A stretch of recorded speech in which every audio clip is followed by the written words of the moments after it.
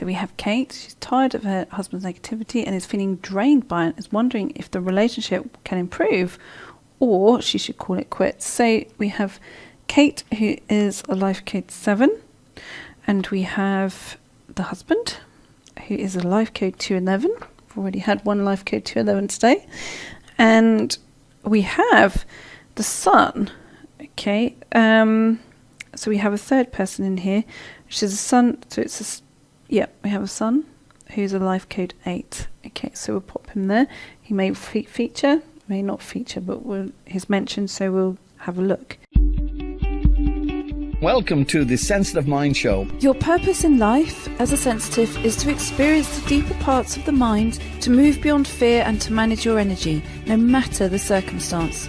I'm going to show you, as a sensitive, how you can maximize your talents and feel comfortable in your own skin. For show notes and to join the conversation, visit heidisawyer.com/mind. So what has Kate told us? Okay, my husband is always focused on negativity, politics, and whatever bad news happens in the news cycle that day. He claims to be interested in spiritual growth, yet his actions do not support this claim. He is hypercritical of the kids and constantly trying to debate the silliest things. So what's the problem the situation creates? There is constant arguing and negativity in our home. I feel I have been sucked dry trying to stay positive and keep the peace. I'm exhausted and I'm starting to feel depressed. So what is the question? Am I throwing away a chance that he will change, or is it best for my growth to leave? Okay, so Kate wants to decide about staying or going as far as her marriage is concerned.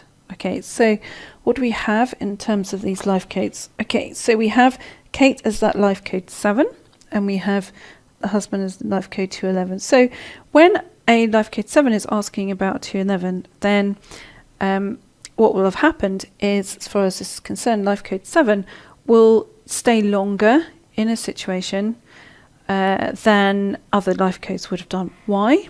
Especially in terms of a life code 211, because they will see that life code 211 as the authority. So they see him as that authority energy, and the life code 7 will feel emotional. Okay, so we'll feel that there's some kind of very strong emotional obligation and see that life code 211 as the ultimate authority. So at some stage or another, that's how Kate's positioning will have been as far as their relationship dynamic is concerned. Okay, especially when you have, so that life code 7 will see the life code 211 as the authority in a relationship. So what do we have as far as the 7 and 8 dynamic? 7 and 8s either get on really well or not well at all. Okay, they either really match and they work together, or they don't get on well at all. Now in this dynamic, unlike for instance a 5 and a 4, which is crossing the 13th path, where there's a crossing point, so it becomes a conflict, a time of conflict. Where you have the 7 and 8, where it crosses a path, it's a challenge, it's a soul challenge. So quite often a 7-8 connection in terms of relationship is a soul connection, even though it's presented with challenges. Okay, so let's have a look at how this situation pans out. Okay, so I think we'll start with the husband. Okay, so we'll have a look at the husband and see what he thinks and where he's coming from. What is his mentality?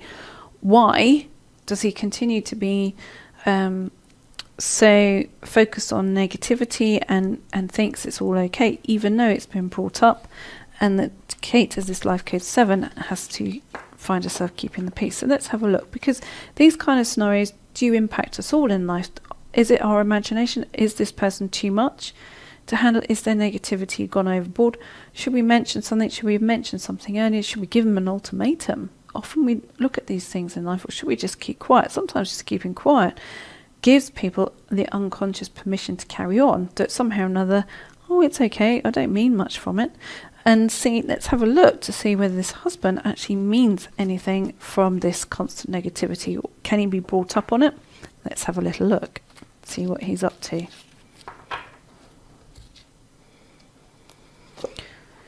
Okay, so we have the scribe. Interesting, because what it means is nothing much indeed. He's just going bleh. It's like a verbal vomit that he's up to. So he doesn't see it as anything important. He doesn't see it as his way of directing things in life, that he's got to have this say or something like that. It's just literally verbal vomit. Maybe it's become a habit. Maybe it's become a habitual scenario, but he doesn't see it as anything. It's just well, whatever. That's what I do. Isn't that what everyone does? So let's see how he would respond if it was really clearly brought up as far as he's concerned. Let's see. Okay, I nearly dropped them then, so I don't think he'd like it somehow or another. Okay, so let's have a look. Oh, what do we have? We have the hedonist. So he definitely thinks he's entitled. Okay, he thinks he's entitled to have these rants.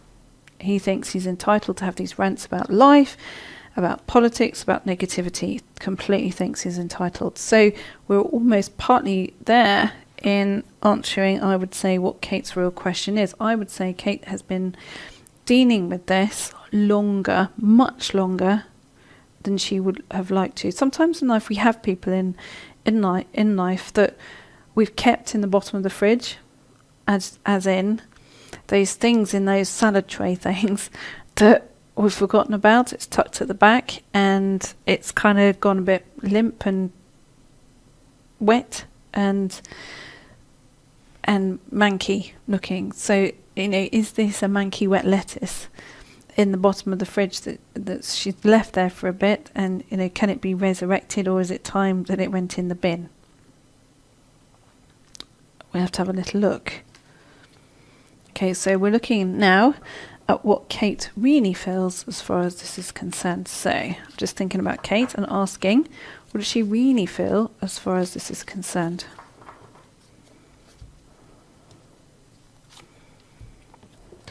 Okay, interesting. So we have the companion. So what is important to Kate, and I would say what has become important to her, she started asking the question of her life. I want a companion in my life. I want somebody who I can feel I have a healthy relationship with, that I can feel that we are having this interaction. And is this a companion relationship? Is this a relationship that, okay, it has its ups and downs, and people are who they are, but is the core of this a companion relationship? This is the big question that she's actually come to asking in her life, which is interesting. Is this enough? Is this enough? Is this person really about the core of a companion for the rest of my life? So we're going to put in here, even though she's not really asking about the son, I'm going to put in here, let's have a look and see what the son actually thinks of the husband's kind of viewpoints in life and how he behaves. Let's have a little look, because I suspect that this may have a little bit of an influence in how Kate structures things and looks at things. Okay, so let's have a look at the son. Okay, so we have the magical child. So what it is whatever is Kate's decision, I suspect the son will support it. Okay, because the magical child suggests that it's that whole, there's a peaceful component to it. He's not going to interfere with it, and she doesn't need to worry as far as he's concerned. Whatever is her decision, he'll support. Okay, the son will support the energy of that is. So the big question is, is this husband going to change? Well, we've got the scribe here. He thinks, I'm entitled, that's unimportant. And if he's asked to, stop all that kind of thing, is he going to take that seriously? The answer is no. Okay, we have the hedonist here. He thinks he's entitled. He thinks he can carry on as far as that's concerned. He doesn't see at all that there is any issue in it. What is it that Kate is looking for? She's looking for a lifelong companion. Okay, so the big question in life is, when we have people in our lives and they cause us issues, they cause us problems, and we think, do I want this or don't I want this? The one big question to ask yourself is this someone that the core of who they are they a companion? Are they a soul companion? Even though the top layer, the personality, is doing all kinds of other things that annoy you, but is there a core bond? Is there a core connection? So the thing to learn from this is there a core connection when someone's behaviour consistently upsets you, or